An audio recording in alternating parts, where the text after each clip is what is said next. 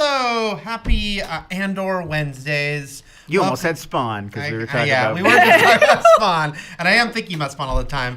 All the time? All the time. Wow. 24/7. That's a lot of brain space. That's dedicated Every to meeting Spawn. we're in, it's just like I'm thinking like Spawn. Yeah. One of these Violator days. gonna have his big moment. Yeah. We'll get to that. No, we Spawn won't. chat. We won't. We're going all in on it. Hello, I'm Eric. This is Lon. This is Emma. And there's a weird flickering light. I mean, right now We're it's just going to stopped. address Right it. there. It's right yeah. there. Yeah, we'll see. It might be more distracting to us than you, and right now it's not doing it, but I don't know. We'll see what happens. Andor, episode 5. I had to think about that because they aired 3 the first week, and it's confusing. I know. And they're in Episode batches of 3. And This is also, 5. episodes 1 through 3 were really one episode, much as I believe we are learning that episodes 4, 5, and 6 are clearly all one episode. He's got these But here we are. Here we are. So we're going to talk about that. Full spoilers for that episode, so if you haven't seen it, you have been warned. 3, 2, 1, full spoiler zone for Andor episode 5, The Axe Forgets. I forgot to mention last week that it's written by Dan Gilroy and directed by Susanna White. Dan Gilroy, brother of Tony Gilroy, showrunner of the show. And he's creator of Nightcrawler, the movie, not the comic book character, and a bunch of stuff. Of his own, right? Gotta specify. Gotta specify. Yeah. Guys, what did you think of The Axe Forgets? I like the metaphor of the axe forgets. Like that moment definitely stood out to me in the episode. And as we were discussing prior to this show, a lot of the times they drop the episode and the episode title doesn't show up until a little bit later. Yeah. I did watch it in the morning, so the episode title was there, but it really does make sense for the episode. I like that whole idea of the axe, forgets, but the trees remember. I am consistently blown away by how much I enjoy this show. I love our boy Sybil and his mom's relationship. What? Cyril, not Sybil. Wow, I'm making him even more ladylike than he already is. No, I love Cyril and his mom's relationship, especially the way it was explored within this episode. I think we're starting to get a little bit of interesting backstory about here. Also, Mon Mothma and her husband, whom I read recently after the episode last week, that they were married when she was like 16 and it was an arranged marriage, and that kind of thing is very normal on Shindrilla. And this interesting relationship she has with her daughter. I'm curious to see where that goes as well. And also just like, I love Luthen being stellar skateboard, just being a real good rebel guy. He's real worried about what's happening. Yes. And he does, I think he really cares about the people who are doing this very dangerous Also operation. the rebel kids. Yeah. Yeah. Lon, what'd you think? Yeah, I mean, I love the show. I'm a big fan of everything that the Gilroys are doing with the show, and I love how lived in the worlds of all of these people feel. Like it never feels like a person is showing up and they only exist within the parameters of this show. They're there to be the tough guy or the heavy or the whatever. Everybody feels like they've got a full inner life outside the margins of the show. I mean, Cyril and his mom, I think, is the best example from this episode. So good. It feels so lived in. It feels like a real relationship that we're just getting a little peek at, but that extends into the past. I don't think they're really doing this. I'm not suggesting this is a real reveal that's coming, but I like this idea that, the weenie admirals and all the Imperial officers that Darth Vader is wading through in New Hope, the guys who are like, your sorcerer's ways aren't important here, Lord Vader. And you wonder in that movie, where all those guys came from. That's what we're seeing. Yes. Where the career path of all these weenies who become the guys who are the third in command at the Death Star. And I love that so much that they've really put that thought into what would it be like to rise up the ranks in the Empire as a job. Having said all that I love the world of the show and the way that they're making it, and the characters or whatever, the way that they're releasing it is really frustrating me, where we get these little blips, bloops, blaps of the story at a time, but it's obvious that these were conceived as 90-minute stories and we're getting 30-minute installments. Yeah. It really feels like releasing a movie in 3 parts, which is well, don't release a movie in 3 parts. Then when I'm watching part 2, it's frustrating. I just want to see the end, Yeah, I think we're going to have to kind of know going forward that it feels like the middle one, so the second episode, the 5th episode, is always going to be the one that's going to feel like the the slight. There's great scenes in this episode, Sure. but if they aired that second episode on its own, I think it would have been a lot more frustration. And I think the way it's because it's like each one, it's like, okay, we're setting up, and then we're gonna have action in the next week. But this it just one doesn't have a traditional story, like 3-act story structure to it, and that's okay. That's like the 3-act story structure is very inherent to Western storytelling. But that being said, it doesn't it just kind of stops. Right. Yeah. And the show, a strength of the show, it's like, I'm really into this show. I'm really into the characters. I'm really into these dialogue-heavy scenes. Yeah. It is interesting how un-Star Wars it is. And again, that makes it interesting and different. But I was thinking about how, George Lucas always would be like, Star Wars you should be able to watch it without dialogue. That it's supposed to be so like watching, and people can joke about, well, he's not great with dialogue, but we also know he's a visual director. Yes. This episode would not make a lot of sense without dialogue because it's all people talking to each other. It's really interesting conversations. Really interesting. But it's so different for Star Wars. And yes, I also agree, Lon. In a perfect world, I wish they'd just release these as 90 episodes. Yeah, like what I was saying, like what the BBC does with Sherlock, where a season might only have 3 episodes, but they're like 3 movies. And so you really, even if they released one every like 10 days or 2 weeks to make up for it so it didn't go so quickly. I mean, and if they want it to be episodes, just release them like 3-episode serials. Like the first 3. Always release 3 at a time. Exactly. I mean, to me, that would make so much more sense. And it would just be more, these feel like they were designed to watch that way. Like last week and this week, they're both good episodes of TV, but they're leading me into something else that happens that I'm just frustrated having to wait another week. Well, one of the things that we were discussing with Kim when you were out last week, Lon, is that she was feeling like, of all of the stories that were happening within the last episode, she felt the least invested in what was going on with this little rebel cell. And I agree. And then this episode is where we actually got to get some character development from them. So again,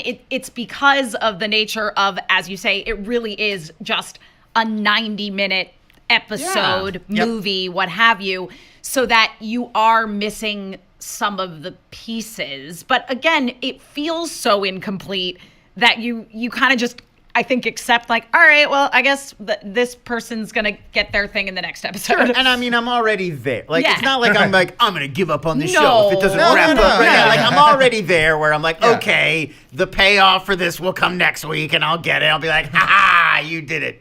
But yeah, I don't know. It's not the ideal way to watch this. And I know, like, if I went back and rewatch, which I probably will do, let's be honest. When I go back one day and rewatch Andor, I'll rewatch it in 3-episode bursts for sure. So why not just show it to me that way to begin with? To get more weeks out of it. I know why. I just wish they did. That whole opening is great. Cyril and his mom. It's so interesting. Oh, my God. Have you guys had blue milk at Galaxy's Edge? I have. No. I prefer green milk. Does it taste different? Well, yes. They do taste different. I quite like blue milk. Okay. However, they both kind of are like Jamba Juice flavors. Yeah. And so I was like, even though I totally get... hang on. Stop. Let me stop you right there.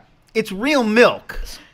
Or no? Is it like a juice? No. It's okay, it's not milk at all. I think they're both dairy-free, But actually. What they're serving... So it's like a Dole Whip or something. Yeah. Kinda. Okay. So I'm just curious I got if we're to it. believe that what they're having tastes the same, only because while it's very funny to like he's backing on with his mom is giving him milk and cereal, I was like, I would not have blue milk over cereal. That's too sweet. That would be like pouring milk that had Fruit Loops sitting in it for hours that's onto no your good. other kind of cereal. I do really admire their commitment to Star Wars foods that are clearly recreatable in a theme park environment. Oh, yes. Because we had there were those Macron cookies that Baby Yoda ate before, and then we've got the blue noodles the other week. The guy was eating the ramen container of blue noodles, and then this week, obviously, that was was blue milk and cereal now as a combo. Fun fact, there are already blue ramen noodles. It's a release of one of the big Boxx ramen companies that is with Hatsune Miku. And yes, they're kind of turquoise flavored ramen noodle. Turquoise flavored? Turquoise colored. I don't know what turquoise flavored is, but yes. Delicious turquoise in every bite. Blue raspberry noodle. But yeah, that whole dynamic was great. And then, like we said, we definitely got to know this sort of sect of rebels much more this week. Most especially Skeen. Yeah. Who we learn he's seen some shit. Yeah. Skeen, He's been through it, really. His tattoos. We don't get the details, and that's fine. It's all like, oh, he's gone through some heavy stuff. Selling Italian beef sandwiches in Chi-Town. Although one of his tattoos means Cryet Head, and I thought that'd be funny if that's like, we're going to Tatooine. We got it. That means what they're doing. But I thought this was interesting. The whole we got the idea last week. Like they're all like, why is this guy being brought in 5 days before the mission? Yeah. And it's not something being let go. And that Skeen especially is highly suspicious of him, totally like investigating everything about Andor. Yeah, I mean, it was interesting because I liked that his initial kind of connection with Andor, who's pretending to be Clem. I liked that initial scene between them was a scene of understanding of him, recognizing his tattoos and them sort of bonding over the fact that they'd both spent some time in the service and whatnot, and then to then have him turn on him and be the person to call him out. It was interesting because you felt like, oh, maybe they have a little bit of a camaraderie here, but ultimately, like, this guy's tendency to be overly cautious is well warranted. Right. No, for sure. And again, also because this show is so much about, obviously going to chart how Andor becomes a true believer. Yeah. And that in this episode, it's like he has to admit, hey, I'm just being paid to be here. And that all the people he's with are like real big reasons for being in this fight. He broke the heart of that sweet little boy that's writing the rebel manifesto. Yeah. I know. Oh, he's so Nemec. That's right. Nemec. Going to die. I'm sorry, Nemec. You don't stand a chance, buddy. Well, look, I mean, everybody who's not in Rogue One, you're like, I mean, they can be off doing other adventures, but it certainly doesn't help. You should be on that ship. Why aren't you the there? guy who's so like, that young guy, you in the meeting. You weren't in. I've never seen you in any meeting. You're. That's a concern. Yeah. But I thought that was all like a really interesting stuff there between them, and that by the end of this episode, when he tells him the story about his brother, which he says the Empire killed my brother. That turns out his brother killed himself, but because the Empire took everything from him. Yeah, I really like how we've seen later shows when the Empire is even more entrenched. It's more like Empire versus Rebellion or First Order versus resistance or whatever. Yeah.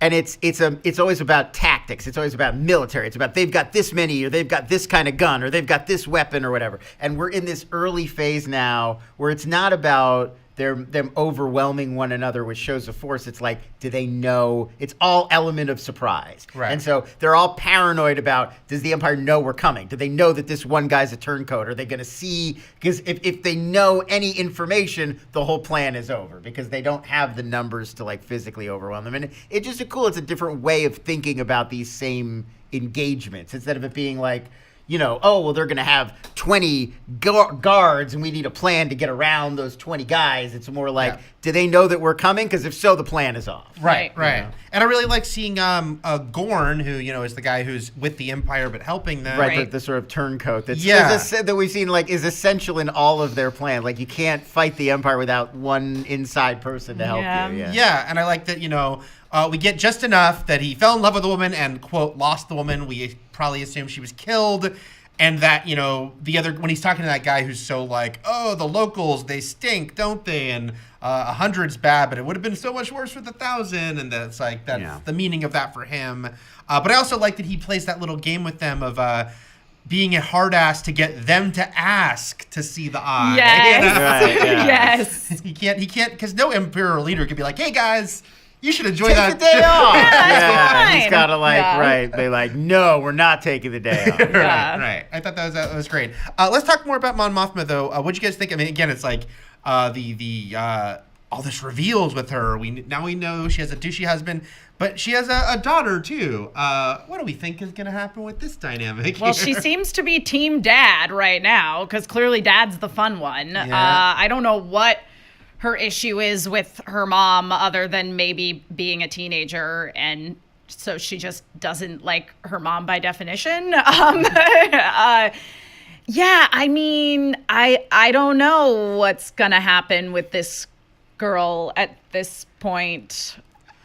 I mean, you just the prequel of it all. Yeah. Anytime there's a character that is intimately connected to, like, you know, the founder of the rebellion, and we've never heard anything about her. It's like she's gonna die, or she's gonna, like, become somebody else that we don't see coming. Yeah, I was gonna say, I think those are the only two options: is either she dies or she's somebody who's, like, deeply entrenched in the Empire. Yeah, like, she's gonna have a dramatic turn season 2, and we'll be like, oh, that's who that is. Yeah. And, like, I feel like that might. I feel like they might be laying the ground in the same way that Rings of Power is maybe doing that. Like, who's Saruman? Like, I feel like they might be kind of cagily playing that game with this as well. I don't know if she needs to be like someone we'd meet later, but I do think the interesting story here is if Mon Mothma just leaves her family. Like, you know, when she goes full rebel, when she goes, like, you know, I am now, like, the open leader of the rebellion. If she's like, okay, I'm no love lost with the husband, but yeah, my daughter's kind of like all in too on the Empire stuff. And that she has to sort of sadly leave them. Yeah. Is I what don't even know so much that her husband is all in on the Empire. Oh, he just likes enjoying being a rich guy. Yeah, he likes being rich. Yeah, he just That's likes it. the lifestyle. I mean, I think it's interesting too that I feel like they're purposefully playing with her as like an Amidala Leia kind of character. Like, we've seen that before. I've got to sort of balance being a leader of my planet and a politician and somebody who's sort of, like, openly anti-Empire, but not in a I'm a rebel leader way, just in a, like, I'm the political opposition way. And she's got to kind of, like, balance that persona. And I think that, it's kind of interesting. And much like young Leia in Obi-Wan, she is nice to servants, or at least refers to them by name. Right, and that's kind of how we establish with it. Like, she's playing within the system. Yes. But she's not, you know, cutthroat the way that the people who are fine with the Empire are. Yeah. And I get the idea, like, you know, what would her daughter's problem be with her, except that her daughter, besides her daughter just being, like, 14 and... is also, I mean, we get the idea that Mon Mothma probably isn't around a lot because she is starting a rebellion, but he makes some barbs about it, and then it's like, oh, she started her new... I mean, that was very funny when she said, I don't think you'd be interested because it's charitable, but we get the idea that it's like, while she probably has these fronts for things she's doing... She's probably just been off doing her rebel stuff a lot. Yeah. So not a lot of time to be a soccer mom when you're a rebel mom. So it's tricky out there, right? And then let's talk about, we only got one scene with Miro here, and sort of, we didn't talk last week, I think, directly. We didn't talk about how she is directly looking into the idea of these, what she thinks is a burgeoning rebel alliance. Right. That, like, all these isolated little incidences, it means something more, and here we got her and her very faithful assistant, Hurt. He's not going to leave, even though she tells him he could be done for the day. Again, by the way, that's just great. Like, we were talking about, like, day-to-day of being an Imperial. Like, hey, it's been late at the office. Let's go home. Like, you know, we never see that side of it. But no, I really like this, and I really like how, while of course they're the Empire, they're the bad guy, you're still kind of, like, invested in the, like, will she figure this out? Yeah. You know? Yeah, I mean, I think that is one of the strengths of this series, is that the bad guys' stories are very interesting, because, again, we're not fully entrenched in Empire versus Rebellion, Empire evil, Rebellion good. Which is not to say that anybody is trying to make out the Empire as being good guys by any stretch of the imagination. Right. They just kind of are the establishment at this point. And so that is an interesting kind of dynamic to see people navigating their role within the establishment and perhaps progressing into something bigger, be it out of just loyalty to their job or, like, genuinely believing that they are somehow superior and should be in charge. Yeah, no, I mentioned last week that, you know, or maybe 2 weeks ago, the slight, like, Game of Thrones type vibe it has, and it makes me think of, like, House of the Dragon, and, like, this will come up, like, am I supposed to be rooting for any of these characters because they're all kind of bad people on some level? But you can still, like be invested in their story. Yeah. And so it's like, with the Empire here, it's the same thing about like, hey, it's just watching this gamesmanship.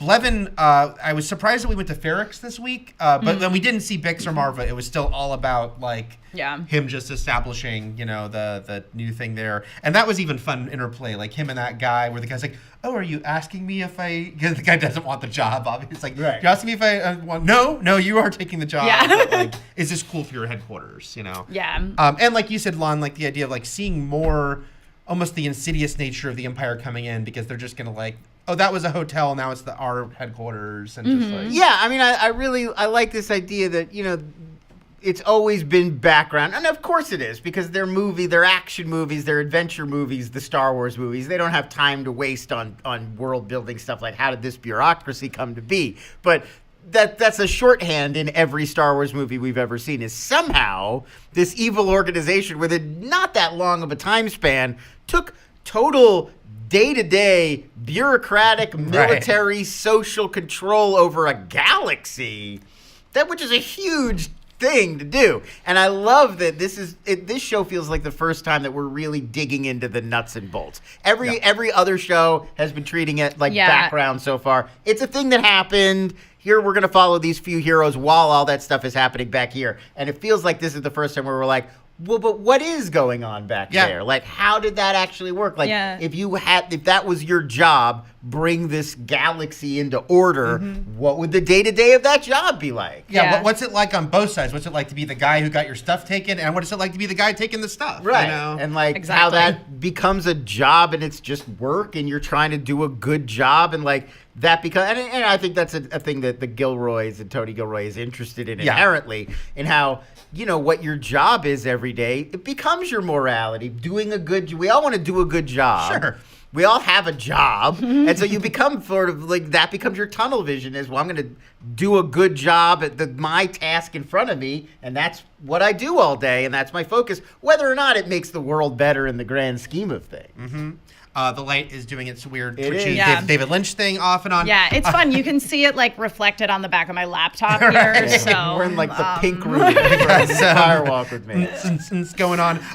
We're going to get to your questions, AMA, in a few minutes, but we also got some stuff from Wikipedia we're going to dig into. But first, what do we got coming up on Twitch? Oh boy. Well, thank you everybody who voted in our poll over on the Fandom Gaming Twitter account, as well as in the Google form that I set up for our October game club. It's about to get spooky. We are going to start Until Dawn on Thursday at 3:00 p.m. Pacific time. So come hang out with us and watch that. Also, we're continuing our Rings of Power watch-alongs. What are we on now? Episode 7 of Rings of Power, Sounds I think. about right. That sounds about right. So. Sure. They are a ton of fun. So that's at 11 a.m. on Friday. That's twitch.tv/fandom. Bailey and I will be there hanging out, partying. Everybody that shows up for our streams, you're such a delight. You all make me laugh so much, especially during Rings of Power. So please, please, please come join us. We have so much fun. And then tomorrow, we're going to be back here, myself, Bailey, and Kim, to talk about the penultimate episode of She-Hulk, which is now 100% confirmed to include Leapfrog and Daredevil. So both those characters will be in the episode going up tonight at midnight. We'll be talking about that tomorrow. And then, House of the Dragon, we did the mid-season check-in. We were definitely going to do a finale chat about that in a couple weeks. We're even teasing that we'll have an honest trailer for House of the Dragon after the Boy, I better start on that now. There you go. It's a lot of work. All of that. But let's dive, going back to Andor, we've been doing sort of these weekly check-ins with Wikipedia.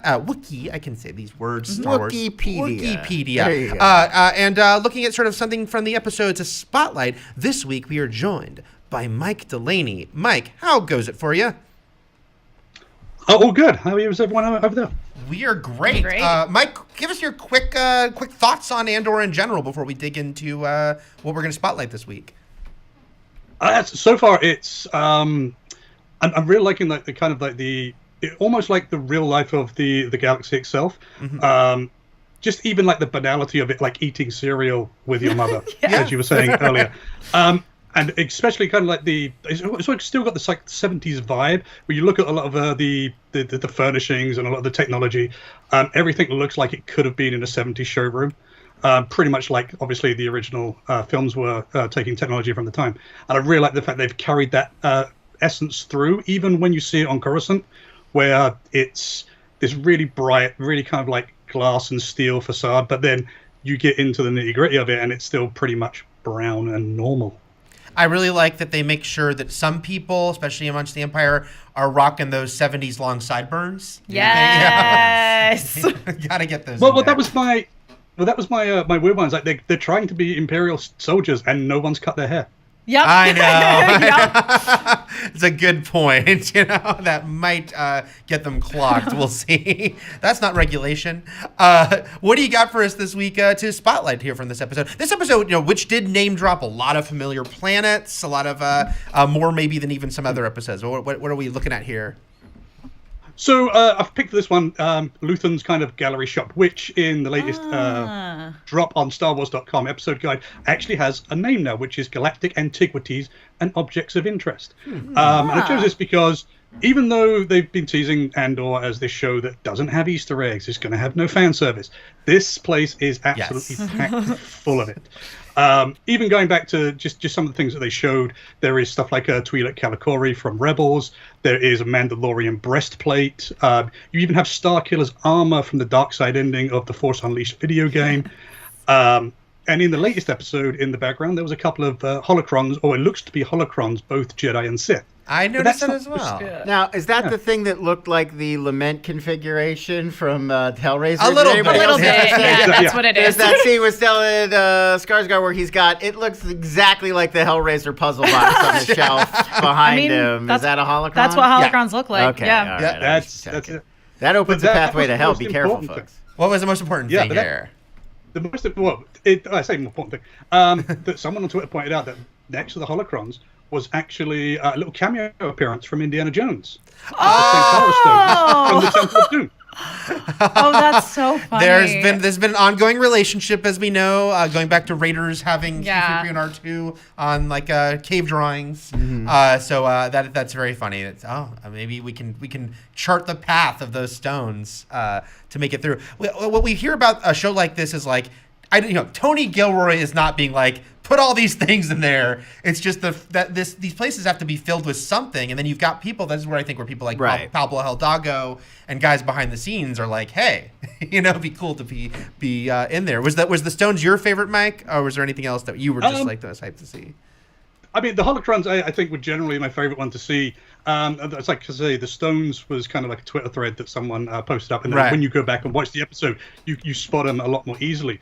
But going back to like what you said about like Pablo Hidalgo putting these like little references in, it's seeded all the way through Andor. It's even going back to the first episode with what they called an Orlean Star Cab, which is an old ship coming from the old RPG game by West End Games. And you can really see the influences of everything they built in that foundation throughout Andor, especially in stuff like the Imperial Security Bureau, which first debuted in the 1988 Star Wars sourcebook, I believe. It's really good to see all that kind of still being brought in as the foundation of this new canon. I bet my assumption is, and it'll be interesting, maybe one day I can try to find this out in an interview, it's like when they write the scripts, it probably says Space Cab. And then it's like, well, this has to have a specific name. And then you've got people like Pablo who are like, hey, in 1989, there was something in this. I feel like there are spots in some of these scripts that sort of present those opportunities. Like Solo, there's that, the cruise ship, Paul Bettany's cruise liner, where he's got that little museum display behind him. Like, I'm sure they identify moments like, oh, this is a spot where we could put some fun stuff in the background. Yeah. I just want to know, because I feel like with all of these artifacts and fun stuff in the background, like where is Thrawn? Because that's his whole jam. You know what I mean?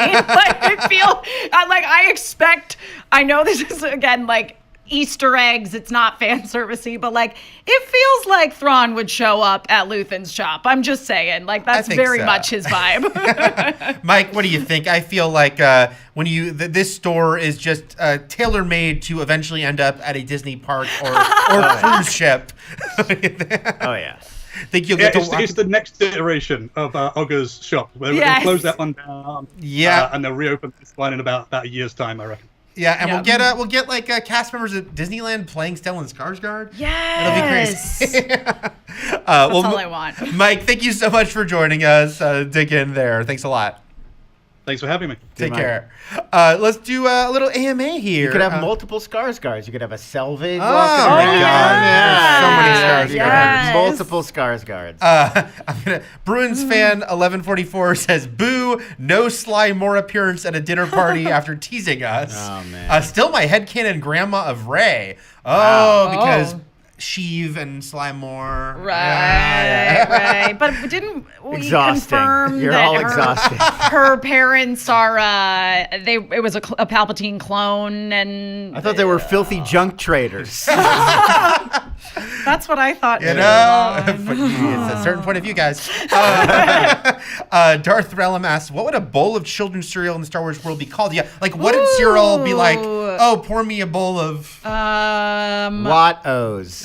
What? Oh, I mean, C-3POs were what we had here on Earth. yeah. I mean, pod racing. You could have like a pod racing cereal, like their little pods. Oh, you know, yeah, like yeah. pod racer bits. with marshmallows. Coruscant with little Yeah.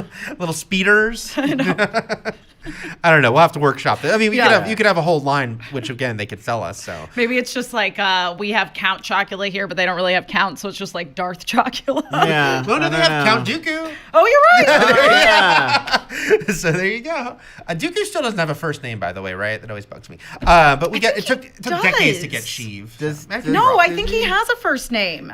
I'm I'm gonna Frank check. Dooku. Roderick. I'm gonna check Wikipedia. Die Fimmel. I'm not sure if I'm saying that right. Sorry. DIY film. Oh, L, do it yourself I bet. film Yeah, L. I Yeah, bet DIY that's it. film L. I think you're right there, Lon.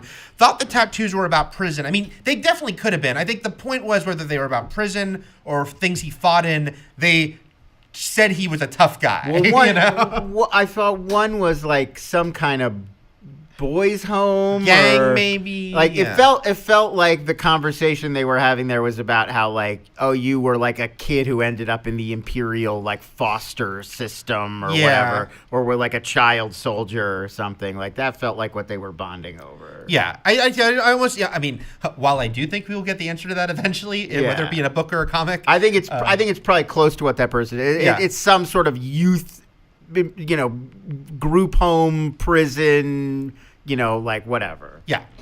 And then Arthur Mingoto says, Lon's point about the 3 episodes at a time reminds me that a lot of streaming shows are really movies with pauses and not actual episodes that work by themselves. Disney Plus is particularly guilty. But I will say, like, Mandalorian is very, like, people joke about, like Episodic. how it's like he'll go to a planet, he'll make a deal to get something. So that's a very, But even more so, the first season of Mandalorian was more episodic. Oh, yeah. And you can tell Big over time time. they're getting away from that and more into these season-long arcs. Yeah, because the Marvel shows have not been as much. Yeah. Again, I do think the most egregious examples were early Netflix shows. Oh, where they yeah. were just Yeah. and they'd all like run 15 minutes too long because it was just like Count Dooku does not have a first name. Wow. Yeah, see, Yeah, That's he the- really does not. the yeah. search for his first name. I'm searching for it, but maybe Maybe we'll get it in Tales of the Jedi. We're going to get a bunch of That's Dooku. right. We are going to get a bunch We're of going to Dooku get a bunch stuff. of Dooku background. Maybe that will be the big reveal. Finally. Charlie Dooku. Scott Dooku. We're gonna finally get it.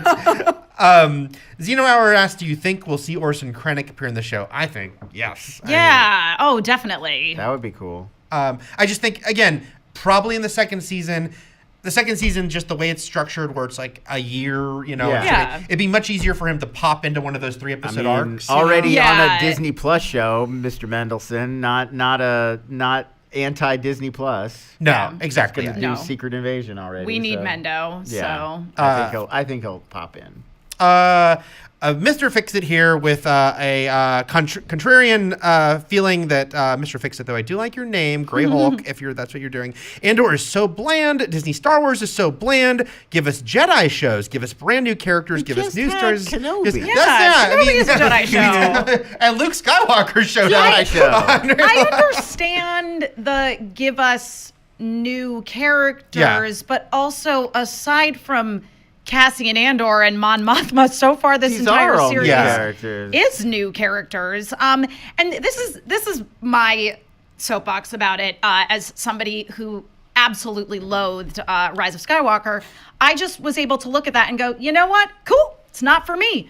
Mandalorian was airing at the same time. I was like, this is very much for me. So there is a Star Wars for you. And if Andor isn't that Star Wars, nobody's making you watch it. I will say, I really like Andor. I disagree with Mr. Fix-It about this show, but I do feel like this as an overarching complaint about Star Wars is not totally off the mark. Sure. No. Sure. Ideally, shows like Andor would be balanced with new films that do give us new Jedi adventures, that do move the story forward. Like, I think that Andor's fine being Andor, but we should also be having Star Wars movies that do answer to some of these complaints and criticisms. Yeah.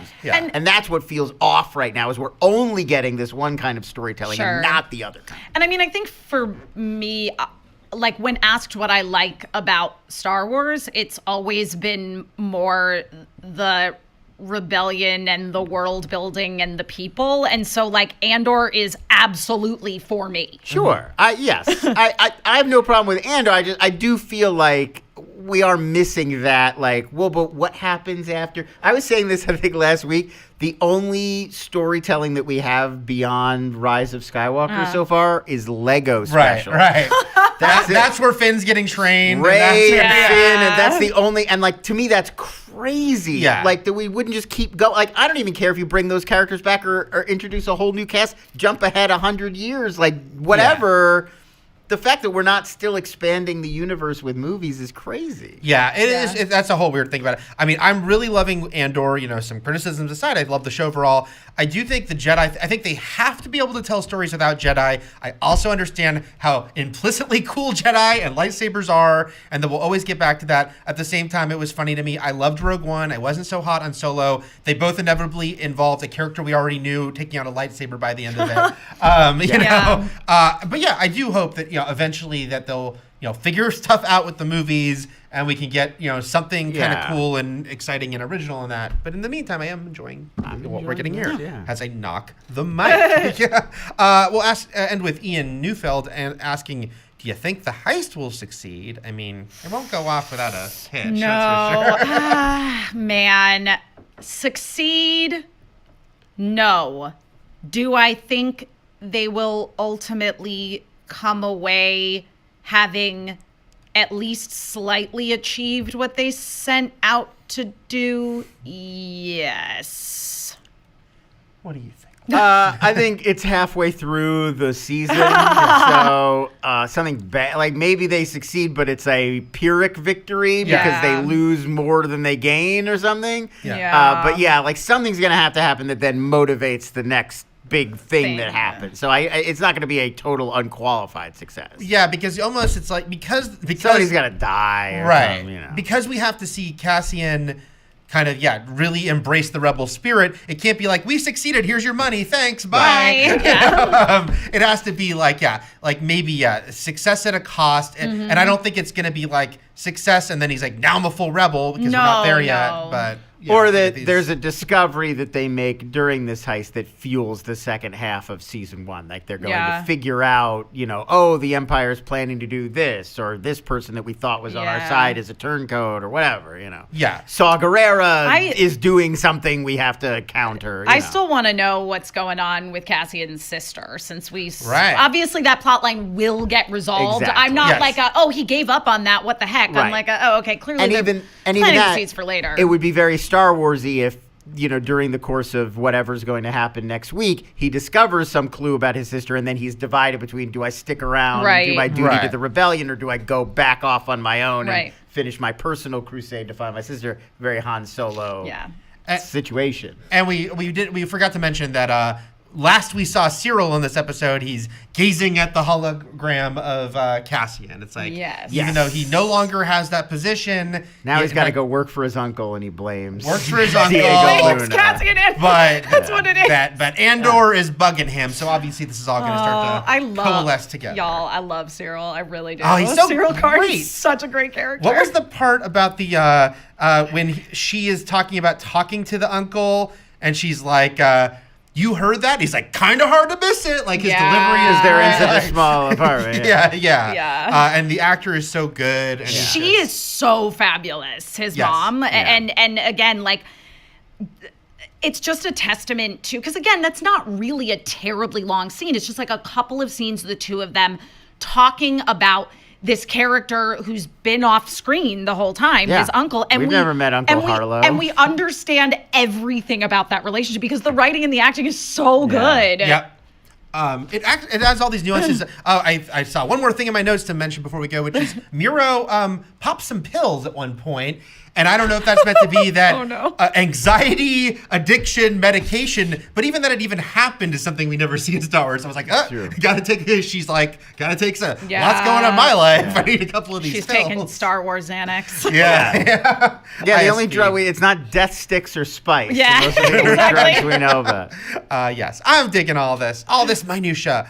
Guys, that's it for us this week about Andor, but we'll have plenty more as we talked about earlier. Thanks for sticking around with us this time. We'll see you next time. Farewell. Bye. Bye.